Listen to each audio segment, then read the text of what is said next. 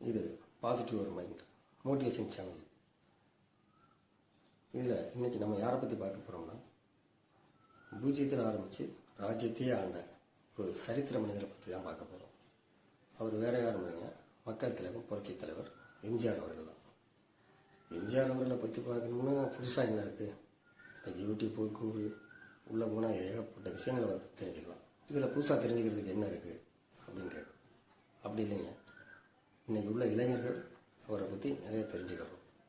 அவர் லைஃப்பில் சந்தித்த பிரச்சனைகள், அதை கடந்து வந்த விதம், அதெல்லாம் தெரிஞ்சுக்கணுங்கிறதுக்காகத்தான் இந்த வீடியோ ஸ்கிப் பண்ணாமல் பாருங்கள். எம்ஜிஆருக்கு 2.5 வயசாக இருக்கும்போதே அவங்க அப்பா இறந்துடுறாரு. வீட்டில் ரொம்ப கஷ்டம். குடும்ப சூழ்நிலை காரணமாக அவங்க அம்மா சத்யாம்மா எம்ஜிஆரையும் அவங்க அண்ணன் சக்கரபாணி அவர்களையும் வாய்ஸ் நாடக கம்பெனியில் நடிக்கிறதுக்காக சேர்த்து விட்டுறாங்க. அதுக்கு ஒரே காரணம் தான், 3 வேளை சாப்பாடு, 4 நாள் சம்பளம். சரி, நம்ம பிள்ளைகளாவது வயிறார சாப்பிடட்டுமே அப்படின்ற எண்ணத்தில் அந்த அம்மா சேர்த்து விட்றாங்க. அங்கே அவர் எம்ஜிஆர் அழகாக, சின்ன பிள்ளைகள் அழகாக சிகப்பாக அழகாக இருந்தவொன்னு அவருக்கு ஸ்திரீ பார்ட் அப்படின்ற பெண் வேடம் கொடுக்குறாங்க. அங்கேருந்து தான் ஸ்டார்ட் ஆகுது அவருடைய கலைப்பயணம். அவர் அங்கேருந்து ஆரம்பித்து ஸ்டெப் பை ஸ்டெப்பாக கொஞ்சம் கொஞ்சமாக மூவ் ஆகி போயிட்டே இருக்காரு. ஒரு கட்டத்தில் அவருக்கு வாலிப வயது வந்துடுது. அதுக்கப்புறமா அவருக்கு அந்த பெண் வேடம் போட விருப்பம் இல்லை. ஸோ அவர் கதாநாயகனாக மாறுறாரு. அதனால என்ன பண்ணுறாருன்னா, கந்தசாமி முதலியார் அப்படின்ற ஒரு நாடக கம்பெனியில் போய் சேர்றாரு.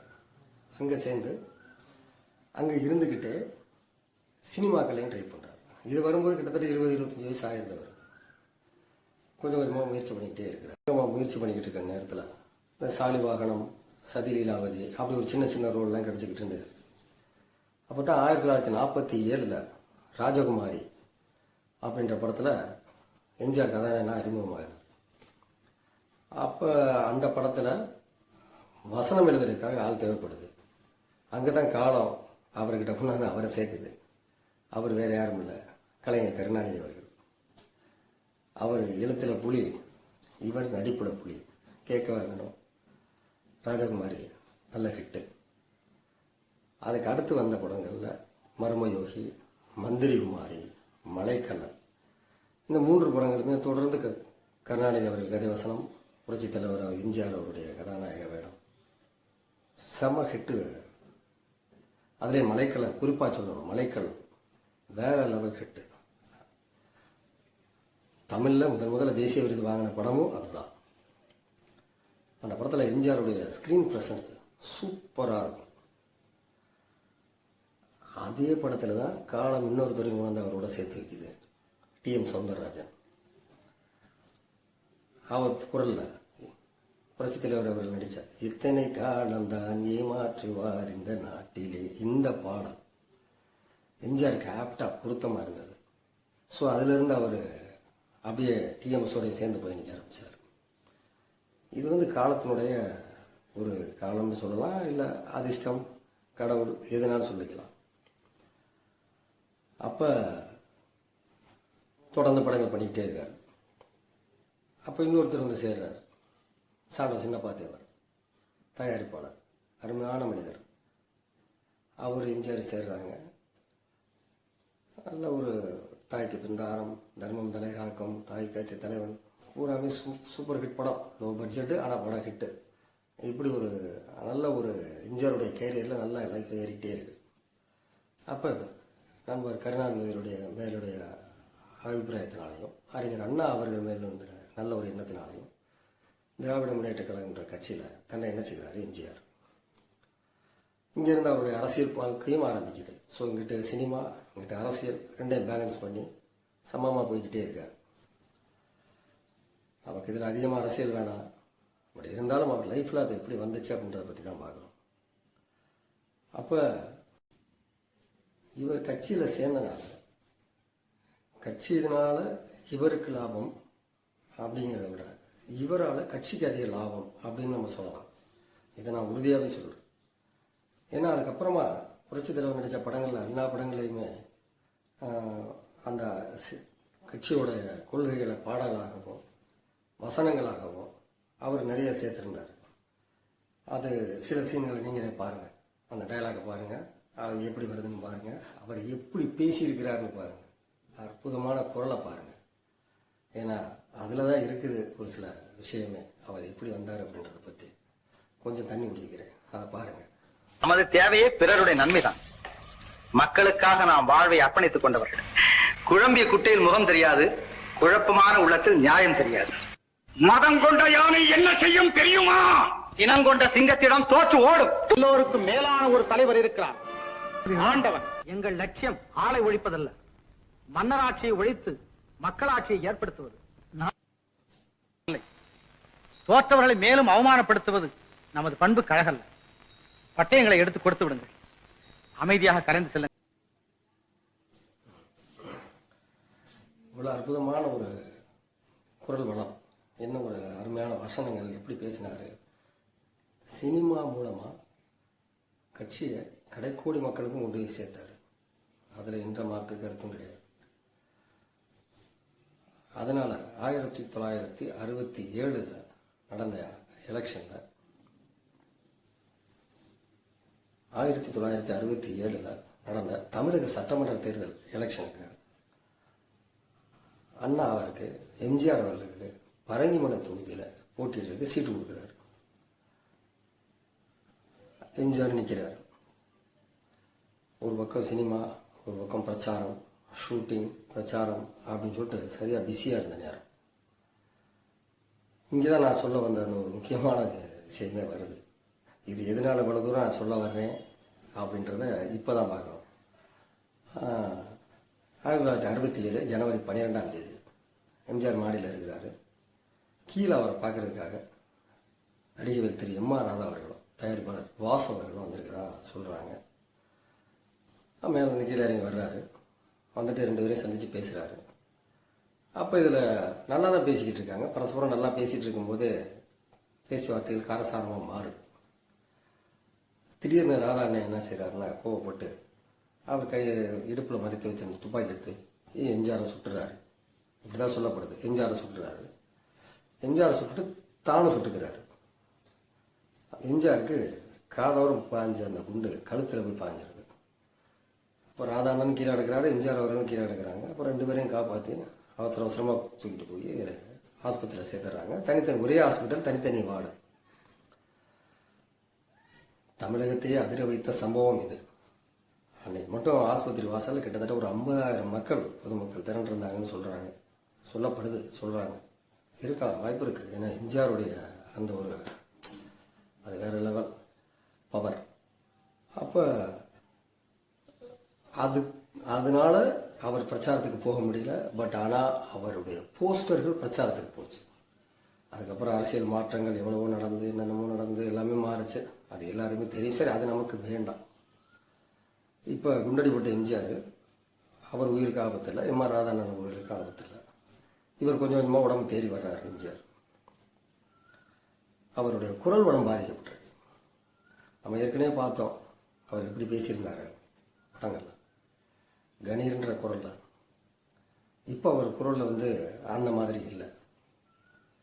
அது தயாரிப்பாளர்களுக்கு அது உணர்றாங்க, இல்லை இது சரியில்லை, எம்ஜிஆர் குரல் ஒத்து வருமா ஒத்து வராதா அப்படின்னு. ஸோ அவர்கிட்டே சொல்கிறாங்க, இல்லை சார் இந்த மாதிரி வேணாம். அவர் கொஞ்சம் தயாராகி நடிக்க வர்றாரு. நடிக்க வந்துட்டார். நடிக்க வரும்போது சார் இந்த மாதிரி வேணாம், நம்ம டப்பிங் வேணால் வச்சுக்கலாம் அப்படின்னு சொல்கிறாங்க. ஆனால் எம்ஜிஆர் அதுக்கு உடன்படலை. அவர் இல்லை, அது சரி வராது, நானே பண்ணுறேன், என் குரல் இதுதான், நானே பேசுகிறேன், நானே பண்ணுறேன், மக்கள் அதை ஏற்றுக்குருவாங்கன்னு எனக்கு நம்பிக்கை இருக்குது அப்படின்னு சொல்லி ரொம்ப கான்ஃபிடெண்ட்டாக இருந்தார். இந்த இடத்துல தான் நம்ம ஒரு விஷயத்தை நல்லா புரிஞ்சுக்கிறோம். நல்லா வளர்ந்துக்கிட்டு இருக்கும்போது, வளர்ந்து வந்து கொண்டு இருக்கும்போது ஒரு அடி விழுகும் பாருங்க. லைஃப்பில் எல்லாருமே அதை பேஸ் பண்ணியிருப்போம். அந்த இடத்துல நாம் எடுக்கிற முடிவுகள் நம்ம கரெக்டாக எடுத்துறோம். அது எம்ஜிஆர் சரியாக எடுத்தார். எது மைனஸ் அப்படின்னாங்களோ அதே ப்ளஸ்ஸாக மாற்றினார். அந்த குரலை அவர் இன்க்ரீஸ் பண்ணி அந்த குரலே தான் அவர் பேசினார். அதுக்கப்புறம் வந்து 67க்கு அப்புறம் வந்த படங்களில் காவல்காரன், குடியிருந்த கோயில், எல்லா படமுமே அதிரி புதிரி ஹிட்டு தான். அதுக்கப்புறம் அவர் மேடைகளில் சில பிரச்சனைகளால் கட்சியை விட்டு விலகி தனி கட்சி ஆரம்பித்து அப்படி இருக்கும்போது ஒரு அரசியல் பொது மேடைகள் அவர் பொது வெளிக்கு வந்துட்டனால, ஒரு பொது வாழ்க்கைக்கு வந்துட்டனால, அவரை பற்றி அவங்க வெளியில் மேடைகளில் வந்து கிண்டல் பண்ணி பேசின விதங்கள் இருக்குது பார்த்தீங்களா. எம்ஜிஆர் அளவுக்கு யாரையுமே அந்த மாதிரி பண்ணியிருக்க மாட்டாங்க. ஏன் உதாரணத்துக்கு மிமிக்ரி பேசுகிறவங்களே எடுத்துக்கலாமே. மிமிக்ரி பண்ணுறவங்களே எம்ஜிஆர் குண்டடிப்பட்டதுக்கு அப்புறமா வந்த அந்த குரலை தான் பண்ணி அவரை பேசுவாங்க, காமெடி பண்ணுவாங்க. எனக்கு தெரிஞ்சு அவருடைய அந்த பழைய குரலை அருமையாக பேசுகிற ஒரே நண்பர் ரோபோ சங்கர் அவர்கள் மட்டும்தான். மற்ற எல்லாருமே மிமிக்ரி பண்ணுறவங்க முதற்கொண்டு அவருடைய அந்த பழைய குரலை வச்சு தான் அவரை கேலி பண்ணுறது, இது பண்ணுறது. இப்போ தான் பாடி ஷேமிங் பண்ணக்கூடாது அந்த மாதிரிலாம் சொல்கிறாங்க. பட் அப்போல்லாம் பார்த்தீங்கன்னா மேடைகளில் நாளாந்தர பேச்சாளர்கள் அவங்க எப்படி பேசுமோ இப்போவே அப்படி பேசுகிறாங்க. அப்போ சொல்லவே வேணாம் இவ்வளோ மீடியாக்கள் இருக்கும்போது. ஆனால் அதையெல்லாம் தாண்டி அவர் அந்த குரலை தான் நடித்தார். ஒரு கட்சி ஆரம்பித்தார், அந்த கட்சியை நடத்தினார். அது மூலமாக அதுக்கப்புறமா அவர் நிறையா படங்களை நடித்து 1974 நினைக்கிறேன் உரிமை குரல் ஸ்ரீதர் இயக்கின படம். அவர் எம்ஜிஆர் அவருக்காண்டி நடித்து கொடுத்த படம் ஸ்ரீதருக்காண்டி. ஸ்ரீதர் எப்பவுமே ஃபேவரேட் வந்து சிவாஜி கணேசன் தான், அவர்கிட்ட தான் பண்ணுவார். பட் இந்த படம் எம்ஜிஆர்ட்ட பண்ணி ஆகணும், வேறு வழி இல்லை. அவருடைய சூழ்நிலை, அவருக்கு ஸ்ரீதருக்கு பர்சனலாக கொஞ்சம் கடன் பிரச்சனைலாம் இருந்தனால சரி அதை சரி பண்ணுறதுக்காண்டி எம்ஜிஆர் நடித்தா நல்லாயிருக்கும் அப்படின்னு சொல்லி சிவாஜி கணேசனே ரெக்கமெண்ட் பண்ணி அனுப்பிச்சி விட்டு இந்த படத்தை எடுத்தாங்க. அந்த படத்தில் எம்ஜிஆர் வந்து கடைசியாக கிளைமேக்ஸில் ஒரு லென்த்தியாக ஒரு டைலாக்கே பேசியிருப்பார் அந்த குரலில். என் தாய் எனக்கு சோறு ஊட்டி வளர்த்தா, என் தாய் எனக்கு பால் ஊட்டி வளர்த்தா, இந்த நிலத்தாய் எனக்கு சோறு ஊட்டி வளர்த்தா அப்படின்னு சொல்லி ஒரு டைலாக் வரும். ஸோ ரொம்ப லென்த்தியான டைலாகு. அதை அவர் அந்த இதுலேயே பேசியிருப்பார். இந்த மண்ணிலேருந்து எனக்கு பிரிக்கவே முடியாதா. என் ரத்தம் வடிந்தா இந்த மண்ணை தான் கலக்கும். என் உடல் கீழே விழுந்தா இந்த மண்ணைத்தான் அணைக்கும். என் உயிர் போனாது. அந்த குரலில் அந்த படம் வந்து 175 நாள் மதுரையில் சினிபிரியா தேட்டரு ஓப்பன் ஆன புதுசு நினைக்கிறேன். எங்கள் அம்மா சொல்லியிருக்காங்க அந்த படம் எப்படி ஓடிச்சு, 175 நாள் ஓடிச்சு, எம்ஜிஆர்னா அப்படி ஒரு கிரேஸ் அப்படின்னு சொல்லி. அந்த குரலை வச்சு தான் அவர் அதுக்கப்புறமா அவர் 3 முறை முதலமைச்சராகவே ஆனார். அவர் அந்த குரலை ஒரே ஒரு வார்த்தை பேசுவார் பாருங்க. என் ரத்தத்தின் ரத்தமான உடன்பிறப்புகளே, இதான் என் ரத்தத்தின் ரத்தமான அன்பு உடன்பிறப்புகளே. அந்த ஒரு வார்த்தைக்கு தமிழ்நாடே கட்டுப்பட்டு கிடந்துச்சு. ஸோ அவர் அங்கே பூஜ்ஜியத்தில் ஆரம்பிக்கிறாரு, இங்கே வந்து ராஜ்யத்தையே ஆண்டார். காலம் அவருக்கு அப்பப்போ ஒரு ஆளை கொண்டு சேர்த்துக்கிட்டே இருந்துச்சு. அதில் முக்கியமான நபர் கவிஞர் வாலி. அவரை விட்டுட்டே நான் அவருக்கு அப்படி ஒரு இது. கண்ணதாசனுக்கும் எம்ஜிஆர் அவர்களுக்கும் பிரச்சனையாக விலை இருந்த நேரங்களில் வாலி உள்ளே சேர்ந்தவர் வேற லெவல் பாட்டு எழுதி கொடுத்துருந்தார் எம்ஜிஆருக்கு. அவர் இன்னும் சாகலை, அவர் தான் சொல்லணும், அப்படி தான் சொல்லணும். நிறைய பேர் அவர் இன்னும் சாகலைன்னு நினைக்கிறேன். அந்த மாதிரி ஒரு வாழ்ந்துக்கிட்டு இருக்க ஒரு மனுஷன். இதெல்லாம் நம்ம கற்றுக்கிறோம் லைஃப்பில். நம்ம சின்ன சின்ன பிரச்சனைகளோ பெரிய பிரச்சனைகளோ அதை கடந்து வர்றதுக்காக இந்த மாதிரி லைஃப்பில் ஜெயித்தவங்க பாடங்களை நம்ம கற்றுக்கிட்டா அது நமக்கு ரொம்ப ஹெல்ப்ஃபுல்லாக இருக்கும். இப்போ இன்றைக்கும் பாருங்கள், எம்ஜிஆர் படங்கள் பாருங்கள், அவர் வயசாயிருச்சுன்னு சொல்லுவாங்க. பட் 60-65 வயசுல அவர் பார்த்தீங்கன்னா துருதுருன்னு நடிச்சிருப்பார். அவர் நிற்க மாட்டார். சின்ன பிள்ளைகளுக்கு ஒரு சப்போர்ட்டியாக நடிக்கிற மாதிரி நடிச்சிட்டு இருந்தார். துருதுருன்னு தான் நடிப்பார். கிட்டத்தட்ட பார்த்தீங்கன்னா அவருடைய இந்த ஸ்டண்ட் ஸ்டைல்லாம் பார்த்தீங்கன்னா ஜாக்கிசான் படத்தில் பார்க்குற மாதிரி இருக்கும். இங்கேருந்து அங்கே தவுறது, அங்கேருந்து இங்கே தவுறது, ரெண்டையும் நம்ம போய்ட்டு சொல்லலை. பட் அந்த எம்ஜிஆர் படங்களில் இருக்கிற மாதிரி தான் ஜாக்கிசான் படங்களில் இருக்கும். ஒரு காமெடியாக அப்படி தவறுறது போகிறது வர்றது, ஒரு இடத்துல நின்று சண்டை போடவே மாட்டார் எம்ஜிஆர். ஒரு துருதுருப்பாக இருப்பார். உழைக்குங்கிறவங்க படத்துலலாம் அந்த மான்கராத்தி ஃபைட்லாம் பார்த்தீங்கன்னா அவ்வளோ ஒரு வேகமாக இருக்கும். ரொம்ப வயசாக இருக்கப்போ அதிகம். வயசுலேயே எதுவுமே பிரச்சனை இல்லைங்க, நம்ம மனசில் தான் இருக்குது நம்பிக்கை. எப்படியும் ஜெயிப்போம்ன்ற நம்பிக்கை வேணும். இதை கற்றுக்கிறோம். அவர் வாழ்க்கையில் இருந்து நம்ம இதை கற்றுக்கிறோம். ஸோ ஃபுல்லாக பார்த்துருப்பீங்க. இந்த வீடியோ பிடிச்சிருந்ததுன்னா லைக் பண்ணுங்கள். இதில் நான் என்ன குறை பண்ணியிருக்கேன்றதையும் கமெண்ட் பண்ணுங்கள், ஷேர் பண்ணுங்கள். நீங்கள் பண்ணுற லைக் எனக்கு ரொம்ப ஹெல்ப்பாக இருக்கும். ஷேர் பண்ணுங்கள். இன்னும் நிறைய விஷயங்கள் பேசுவோம்.